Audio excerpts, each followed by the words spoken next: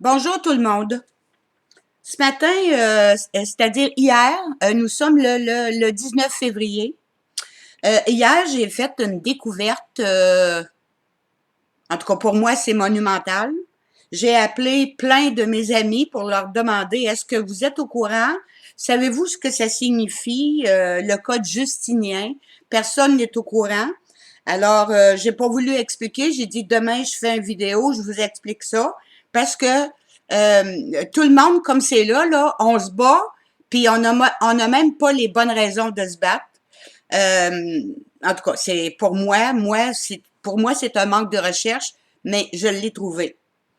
Alors, pour commencer, je vais vous expliquer une bulle pontificale ou une bulle apostolique. C'est une bulle écrite par le pape qui pose un acte juridique. En 1306, Justinien, qui était un roi, a fait le Code civil. Et le Code civil, qui est encore là aujourd'hui, qui gère nos vies, a été adopté par le pape. Alors, le pape, dans le Code civil, quand il l'a adopté, le pape proclame détenir la planète entière au travers des lois, des conquêtes et des découvertes. Alors, à mesure qu'il découvre un nouveau territoire, automatiquement, ça appartient au pape. Et plus vous allez tout comprendre, plus je vais avancer, vous allez comprendre. Alors, c'est un acte de fiducie express. Et la dernière ligne dit, dans la bulle papale, que toute créature humaine doit être soumise au pontife romain. C'est le pape. Je vais vous expliquer la tiare, le grand chapeau que le pape porte avec 3 étages là, quand il est nommé pape et dans les grandes cérémonies. Alors, la tiare comporte 3 couronnes. Et la tiare indique l'unité des pouvoirs, l'ordre de juridiction et de magistrat dans la même personne. Alors, le pape représente ces 3 domaines-là avec la tiare. La première couronne, il a créé une fiducie, il crée tous les droits de propriété et nous enlève tout droit comme bénéficiaire. La deuxième couronne, c'est la couronne du Commonwealth, créée en 1480, qui signifie la couronne éternelle. Alors le pape est toujours le roi. La troisième couronne, en 1537, elle s'appelle, pour ceux qui comprennent l'anglais, ça va tout de suite vous allumer des lumières, le Holy See. Holy See. Le Saint-Siège, la troisième couronne est le Saint-Siège ecclésiastique. C'est Dieu, celui qui voit tout et qui donne naissance à la loi maritime, la loi du commerce. Alors, nous sommes gérés par le code justinien. En 1306, le pape a proclamé détenir la planète entière au travers des lois, des conquêtes et des découvertes. En 1302, le pape Boniface, il a déclaré par bulle pontificale la domination sur le monde et toutes les terres sont proclamées terres de la couronne. Alors la reine n'a absolument aucun pouvoir. Je n'ai pas trouvé un endroit où le pape déléguait son pouvoir à la reine Élisabeth ou à tout autre. Je ne l'ai pas trouvé. Mais le code justinien, le pape, c'est le roi du monde. Et quand je vous parlais aussi du pacte, et ça, je vous parle de ça, le pacte éducatif, j'ai le document ici. Pour la mémoire du Saint-Siège, gère 1500 universités catholiques dans le monde entier, en plus de tous les lycées, collèges et écoles catholiques, approuvés par l'UNESCO dans le champ de l'éducation intégrale. Je veux vous lire aussi message du Saint-Père à l'occasion du lancement du pacte éducatif. Le pacte éducatif ici. Allez sur Google, votre moteur de recherche, tapez plan éducatif du pape du 14 mai 2020 et vous allez tomber sur le document. Je vous ai fait un petit résumé. Alors, message du pape, le pape lance un événement mondial le 14 mai 2020 qui aura pour thème reconstruire le pacte éducatif mondial. Une initiative née de l'encyclique du document signé entre François et le grand imam d'Al-Azhar le 4 février dernier. Alors, les catholiques avec l'imam, l'islam, ont créé le pacte éducatif, le pacte éducatif mondial. Maintenant, concernant le pacte éducatif, je ne veux pas me mêler dans mes papiers, alors voilà, le pacte éducatif. Alors, tout devient comme, après l'éducation sexuelle mondiale, la vaccination mondiale, ça c'est un autre document. Je regrette d'avoir arrêté de faire des vidéos. Il y a tellement de sujets et de dangers qui s'en viennent pour nous tous. Je regrette beaucoup. Alors c'est ça. Après l'éducation sexuelle mondiale, la vaccination mondiale, nous sommes rendus à l'éducation mondiale. Et faites-vous pas d'illusions, là, même si c'est le 14 mai 2020, ça fait longtemps que ces documents-là sont tous signés. Alors, pourtant, l'école, notre système éducatif a toujours été national. C'est un réseau public et national, mais là, il va devenir mondial. Les enseignants, là, ils sont même pas conscients de ce qui s'en vient. Comme c'est là, ils disent qu'avec l'abolition des commissions scolaires, ils vont perdre tout le pouvoir. Il n'y en aura plus de pouvoir, mais ils n'en auront plus du tout, du tout, du tout. Et dans le document, rien n'est discutable. Alors, le pape ne convoque pas les chefs d'État pour signer le document parce qu'il est signé et les chefs d'État n'ont pas un mot à dire sur le pacte mondial. C'est l'uniformité des peuples. L'islam et le catholicisme, c'est l'uniformité. Alors, vous comprenez pourquoi que le gouvernement se bat pour les garderies à 4 ans, 3 ans. Ils vont uniformiser tous les enfants pour qu'ils répondent à tout ce qu'ils veulent là, dans ce pacte-là, là, c'est un formatage universel. L'enseignement à la maison, oubliez ça, il n'y en aura plus. Et toutes les religions, tous les livres vont être enseignés, ce qu'ils voudront bien nous dire. Alors, s'ils veulent tout uniformiser, vous comprenez le protocole de Toronto, qui a commencé là. Là, ils ont détruit la nation, les familles, les enfants.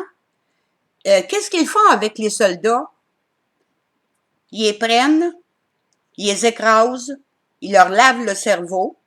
Là, c'est là qu'on est rendu. Là, ils vont les reprendre, puis ils vont les formater comme eux autres le veulent. Alors, c'est ça l'éducation qui s'en vient. Ils parlent de fraternité, une humanité commune. Je ne sais pas de quelle fraternité ils parlent et je ne sais pas de quelle commune ils parlent. Mais tout comme le projet de vaccination mondiale, ils veulent que tout le monde vive en communauté, dans les villages.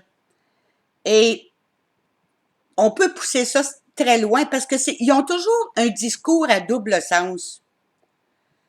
Ils disent qu'ils veulent que les gens se sentent souverains, puis tout de suite après, ils nous rappellent que nous sommes des esclaves. Nous sommes des esclaves qui travaillent pour le bien de la communauté, de l'élite. C'est ça Puis ils parlent toujours qu'ils vont mettre dans la population des personnes responsables. Il faut des personnes en mesure de transmettre cette attitude aux nouvelles générations. Qui vont être ces personnes? Des robots? On le sait plus. On le sait plus. On va imposer l'adhésion à une religion ou à des dogmes. Ils parlent toujours de la maison commune. Quelle maison commune? Il n'y aura pas de nouvelle relation avec la nature sans un être humain nouveau. Tous les Autochtones vivaient avec la nature. Ils ont voulu les faire disparaître. Ils ont enlevé leurs enfants pour les formater, pour qu'ils vivent comme des Blancs. Mais là, ils veulent qu'on retourne à la nature. À quelle nature? Une nature qu'eux autres vont avoir créée de toutes pièces. Ils veulent qu'on ait une nouvelle façon de penser. Et ici, si le cœur est authentiquement ouvert à une communication universelle, rien ni personne n'est exclu de cette fraternité. Mais si toi, tu veux pas rentrer dans le moule, ils vont faire quoi de toi?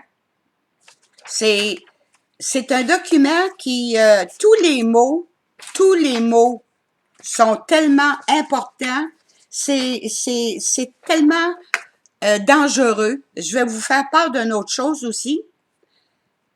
La congrégation du Vatican, par ce document-là, vise 3 fractures qu'il faut réparer. Une fracture verticale.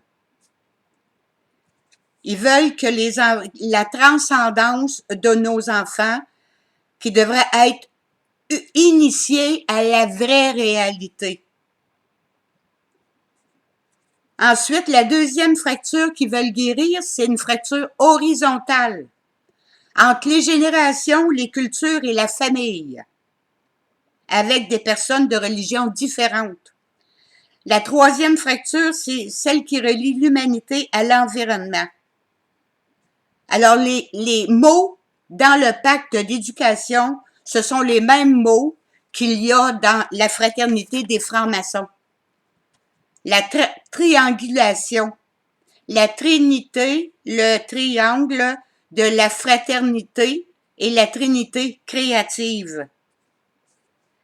Et le pape dit, j'ai invité le monde à collaborer, pas à venir m'expliquer ou venir me dire quoi faire, à collaborer pour sauver notre maison commune. C'est quoi une maison commune? La maison des francs-maçons? C'est quoi la maison commune? Vivre à 50 dans la même maison où le père va être pédophile puis qu'il va sauter une chèvre puis en tout cas, vous comprenez ce que je veux dire là? Dans la maison commune.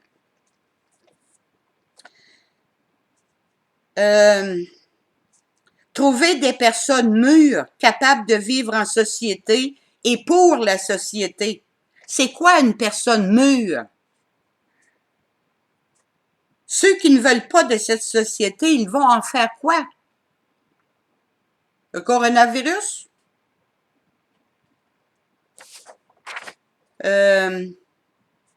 Alors, les différences qui font la richesse de l'être humain. Alors, nous sautons à pieds joints dans le triangle des francs-maçons.